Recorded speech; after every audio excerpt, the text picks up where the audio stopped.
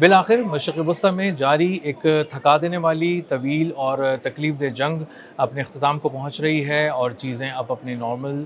حالات کی طرف واپس آ رہی ہیں۔ ایک امن معاہدہ ہے جو ہونے والا ہے، جس پر پوری دنیا کی نظر ہے۔ سب یہ چاہتے ہیں کہ امن ہو جائے، سوائے کچھ لوگوں کے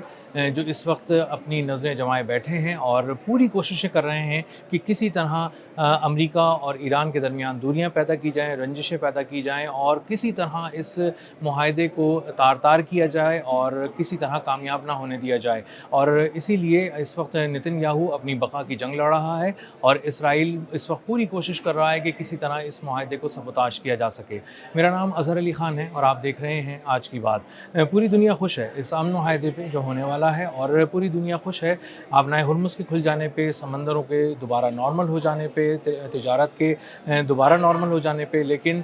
نتن یاہو اور اس کی کابینہ کے جو چند لوگ ہیں جو کرپشن کیسز کے اندر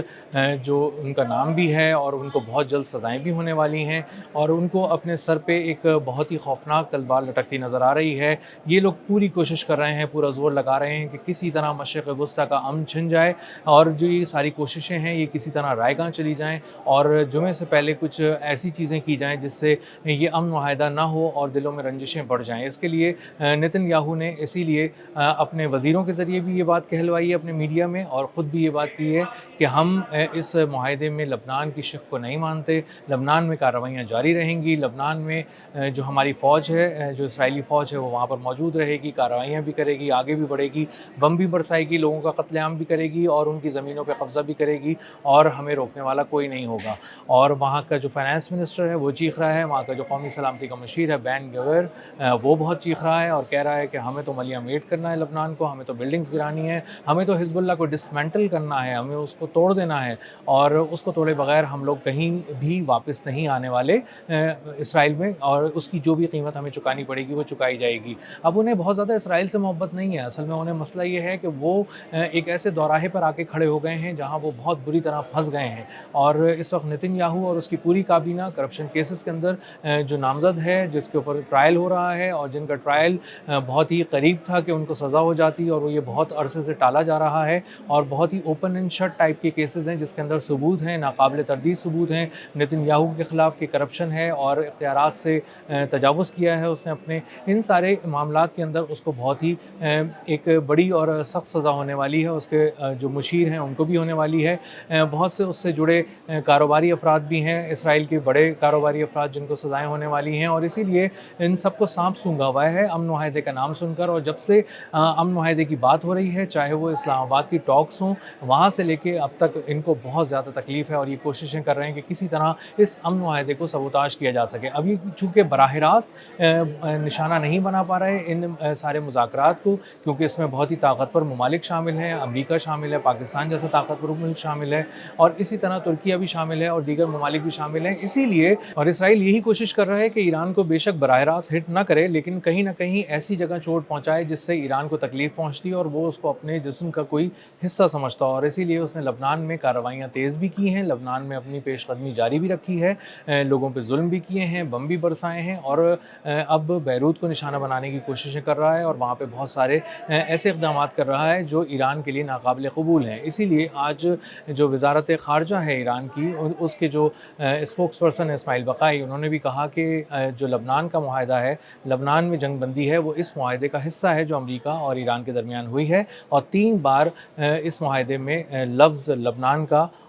نام لیا گیا ہے، ذکر کیا گیا ہے، اور اس بات کو یقینی بنایا گیا ہے کہ لبنان کی شق بھی اسی طرح اس میں شامل رکھی جائے جس طرح ایران کی شق ہے، اور ایران جس طرح اس کو کلیدی طور پہ نمایاں کر کے ایران کے حوالے سے بات کی گئی ہے، اسی طرح لبنان کی بھی بات کی گئی ہے، لیکن اسرائیل اس سے بالکل پھر چکا ہے، اور وہ اس کو معلوم ہے کہ اگر لبنان کے معاملے پہ اس نے ذرا بھی لچک دکھائی تو امریکہ اور ایران جو ہیں وہ معاہدے کو بالکل حتمی شکل دے دیں گے، فائنل کر دیں گے، دنیا میں امن لوٹ آئے گا، تجارت بحال ہو جائے گی، اور بہت ساری جو مختلف قسم کے دباؤ ہیں اور تناؤ ہے اور سیاسی ہلچل بھی دیکھنے کو مل رہی ہے وہ سب ختم ہو جائے گی، اور دنیا سکھ کا سانس لے گی، اور مہنگائی کی جو ایک لہر تھی دنیا میں جس نے سب کو ایشیا سے لے کے مڈل ایسٹ سے لے کے امریکہ اور یورپ تک سب کو متاثر کیا ہوا تھا، وہ بھی کم ہو جائے گی۔ تو اب اس وقت جو ہے وہ नेतन याहू की पूरी कोशिश है, उसके वज़रा की पूरी कोशिश है कि किसी तरह ये आग लगी रहे और ये आग बढ़ती रहे ताकि वो इसमें अपने आप को महफूज रख सकें और दुनिया को ये बता सकें कि तुम उस तरफ अपनी तवज्जो रखो, इस वक्त जंग छिड़ी हुई है, हम पीछे नहीं हट सकते और बहुत सारे ऐसे तनाव के मामलात हैं जिन पे हम कॉम्प्रोमाइज़ नहीं कर सकते। लेकिन दरअसल बात यह है कि वो अपने आप को करप्शन केसेस में सख्त तरीन सज़ाओं से बचाना चाह रहा है और अपने साथ अपने बहुत सारे हम नवाओं को बचाना चाह रहा है और एक ऐसा खूनी खेल खेलने की कोशिश कर रहा है जिसमें उसकी जान बच जाए, बेशक पूरी दुनिया को वो जंग की आग में फूंक डाले। तुर्की के सदर रजब तैयब अर्दवान भी इस बात की तरफ इशारा कर रहे हैं कि हम बहुत ही गहराई से इसको देख रहे हैं, बहुत खुली आंखों के साथ इस माहदे को देख रहे हैं, क्योंकि दुनिया में बहुत सारे लोग ऐसे हैं जो नहीं चाहते कि अमन माहिदा हो और इसीलिए दुनिया को बहुत ही एहतियात की इस वक्त ज़रूरत है। और दुनिया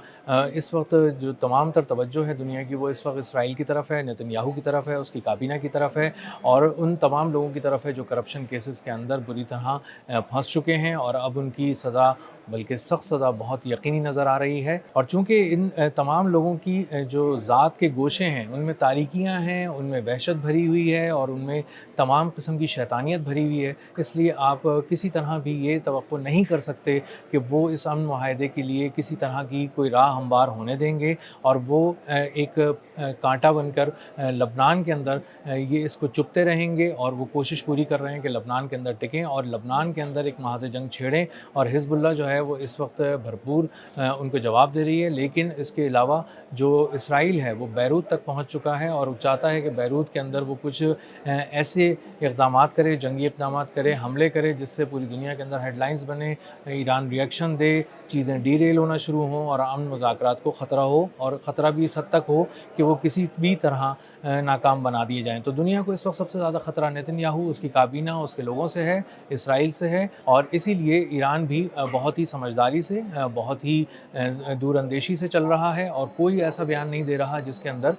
ये बात हो कि जिससे ये एक पहलू निकाला जा सके कि वो भी कुछ एग्रेसिव होना शुरू हो गया लबनान के मामले पे और बहुत ही दानाई के साथ ये सारे मुज़ाकरात लेके चल रहा है। पाकिस्तान भी ने भी इसमें बहुत ही अहम किरदार अदा किया है और इसके अलावा बहुत से ममालिक ऐसे हैं जो ये चाहते थे कि इस जगह अमन हो जाए और मशरिक़ वस्ता में दोबारा अमन लौट सके, महंगाई जो है वो कम हो सके पूरी दुनिया के अंदर, तिजारत बहाल हो सके और मामलात जो थे, जो ख़राब हो चुके थे, जो जंग की आग लगी हुई थी इस खत्ते के अंदर, वो बुझ सके। तो इस वक्त दुनिया से दो तरफ देख रही है, एक तरफ स्विट्ज़रलैंड की तरफ देख रही है जहाँ पाकिस्तान की मेज़बानी में अमन मुज़ाकरात जुमे को होने जा रहे हैं और दूसरी तरफ उसकी नज़रें इसराइल पर हैं, नेतन्याहू पर हैं, उसकी काबीना पर हैं और उन्हें मालूम है कि अगर कुछ ख़राब करना चाहेगा, इसको बिगाड़ने की कोशिश करना चाहेगा तो वो यही मुल्क है और यही एक ऐसा शख्स है जिसके अंदर शैतानियत भरी हुई है और वो इस वक्त किसी भी तरह, किसी भी कीमत पर इन अमन मुज़ाकरात को सबूताश करना चाहता है।